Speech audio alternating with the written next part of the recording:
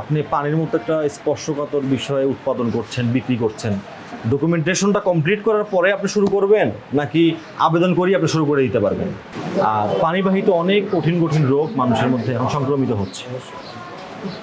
সেই হিসেবে তো আমাদের অন্তত এটা সার্টিফাই করতে হবে যে না, এর মধ্যে কোনো ওই ধরনের কোনো উপকরণ, ব্যাকটেরিয়া বা ভাইরাস এই ধরনের কোনো কিছু নাই। শিওর আপনি? অ্যাকচুয়ালি এগুলো ডিলারদের তো না, আপনাকে তো নিশ্চিত হতে হবে।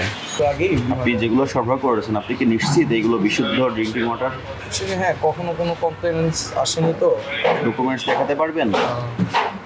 কেমিস্ট্রির একটা রিপোর্ট দেখান তো। কেমিস্ট্রির রিপোর্ট এগুলো সবই বাবার কাছে অ্যাকচুয়ালি, এর জন্যই আমি just waiting for my father. আচ্ছা, আমরা একটু দেখি। আপনাদের কোনো ল্যাব রুম নাই? না না, ল্যাব রুমের জন্য মানে অ্যাপ্লাই করা হয়েছে। ল্যাব রুমের জন্য অ্যাপ্লাই করা হয়েছে। সে অ্যাপ্লিকেশনের কাগজ কি আপনার কাছে আছে? এটা মেবি বাবার কাছে আছে। এই কন্টেইনারটাতে কতটুকু পানি থাকবে এটা পরিমাপ করতে হয় না?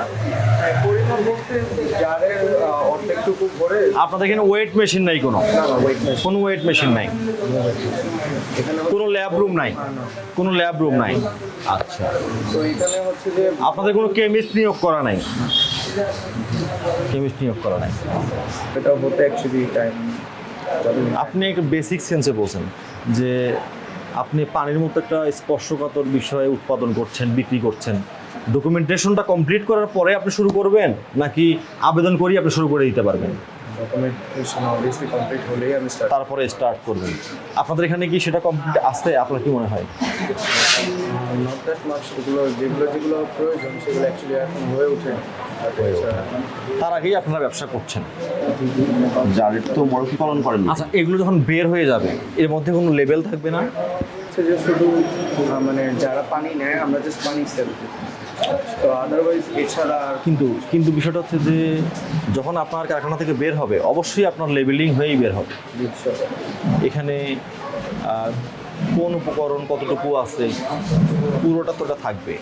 আপনার প্রথমত বিডিএস 1240 বিএসটিআইয়ের গুণগত মানের সনদ নিতে হবে। প্রথম কাজ গুণগত মানের সনদ। গুণগত মানের সনদ নাই আপনার এখানে, তার মানে আপনি জানেন না পানিটা আসলে গুণগত মান আছে কিনা, মানসম্পন্ন কিনা। প্রতিদিন যখন আপনার কারখানা থেকে পানি বের হবে অবশ্যই আপনার কেমিস্ট আপনাকে প্রত্যয়ন দিবে একটা যে আজকে উৎপাদিত পণ্যের মান ঠিক আছে, তখন আপনি বের করবেন। বাইরে থেকে আসতেছে আপনি তুলে দিচ্ছেন। আর পানিবাহিত অনেক কঠিন কঠিন রোগ মানুষের মধ্যে এখন সংক্রমিত হচ্ছে। সেই হিসেবে তো আমাদের অন্তত এটা সার্টিফাই করতে হবে যে না, এর মধ্যে কোনো ওই ধরনের কোনো উপকরণ, ব্যাকটেরিয়া বা ভাইরাস এই ধরনের কোনো কিছু নাই। এটা তো আপনি পারবো না, এটা একজন কেমিস্ট করবে। তার মানে কেমিস্টের একটা রুম থাকবে, তার ল্যাব থাকবে। আবার আপনি পানিটা যে জারে দিবেন এটা ফুড গ্রেড প্লাস্টিকের পাত্র কিনা সেটা এটার কিন্তু একটা প্রত্যয়ন লাগবে। এটার বলে বিক্রি করেন জারগুলো? এটা ওনারাই বলে নিয়ে আসে যে 18 লিটার 20 লিটার। পরিমাপক কোনো যন্ত্রই নাই। পরিমাপক যন্ত্র থাকবে এবং একটা ক্যালিব্রেশন করা থাকবে বিএসটিআই কর্তৃক যে এই ওজন পরিমাপক ঠিক আছে। জারটা যখন আপনি পরিষ্কার করবেন তখন ক্লোরিন দিয়ে আপনারা পরিষ্কার করবেন, ম্যানুয়ালি এইভাবে পানি ঢেলে না। আরও মেশিনে তো অপারেট করা হয় না আজকে। না, আজকে অপারেট এখনো করা হয়নি। তো পানি বের করলেন কীভাবে? ওগুলো তো আরো পানি না, কি পানি এটা? এটা ইউভি পানি, যেটা আমরা বলি ইউভি আল্ট্রাভায়োলেট।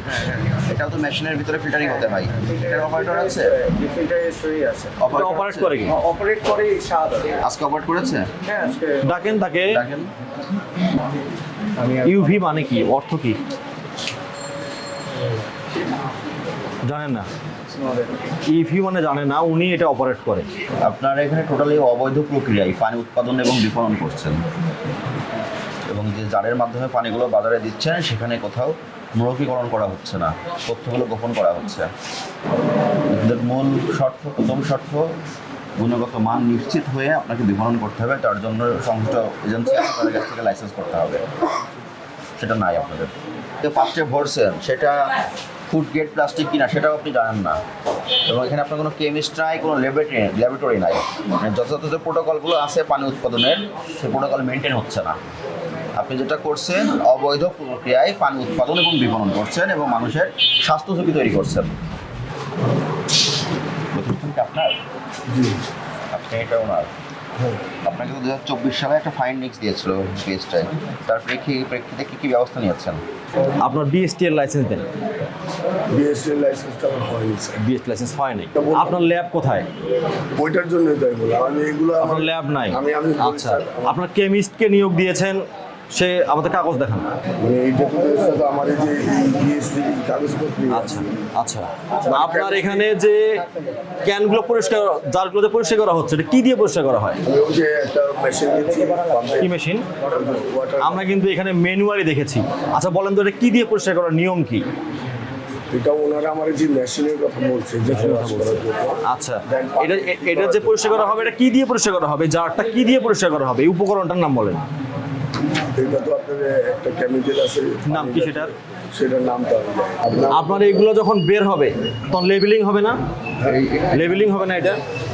এটা তো লেবেলিং হবে তখনই যখন আমার বিএসসি অনুমতি ছাড়া তো আমি- অনুমতি ছাড়া আপনি কিভাবে এই পানির মতো একটা বিষয় আমি ইয়ে করছেন? বললাম, আমার কাছে বাস আপনাদের যে নিয়ম, আচ্ছা, আপনাদের তাহলে পরে আচ্ছা শোনেন, আমি নিজেও আপনাকে বলি আমরা, সেটা হচ্ছে যে আমার সমস্যা হয়েছে এতদিন। তাহলে কি এতগুলো যে শর্টেজ, আমি ইনশাল্লাহ ঈদের পরে এগুলো সব কমপ্লিট করে দেবো। আপনাকে 2024 সালে বিএসটিআই ফাইন্ডিংস দিয়ে গিয়েছে।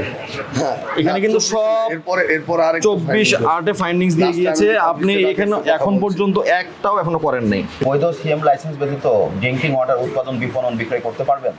না বই লাইসেন্স পারবেন কিনা? না, সেটা করছেন কেন তাহলে? এটা এখন করতেছে আমি। অবৈধভাবে করছেন, হ্যাঁ, এটা বন্ধ করে দেন। আমার সদিচ্ছা। তাহলে পরে ভোক্তা অধিকার সংরক্ষণ আইনের 43 ধারা অবৈধ প্রক্রিয়ায় পণ্য উৎপাদন বা প্রক্রিয়াকরণ, এটা আপনি স্বীকার করছেন যে এটা অবৈধ প্রক্রিয়া হচ্ছে, যেহেতু যথাযথ মেনটেন করা হচ্ছে। আপনাকে একটি ধারায় 1 লক্ষ টাকা এবং আরেকটি ধারায় 50,000 টাকা অর্থদণ্ড দেওয়া যাবে, বা উভয় দণ্ড দেওয়া যাবে। শোনেন, আমি আপনাকে বলি, নিজস্ব সম্পত্তিতে 43 ধারায় আপনাকে 50,000 টাকা দাঁড়ান এবং 45 ধারায় আপনাকে 50,000 টাকা, মোট 1 লক্ষ টাকা জরিমানা করা হবে।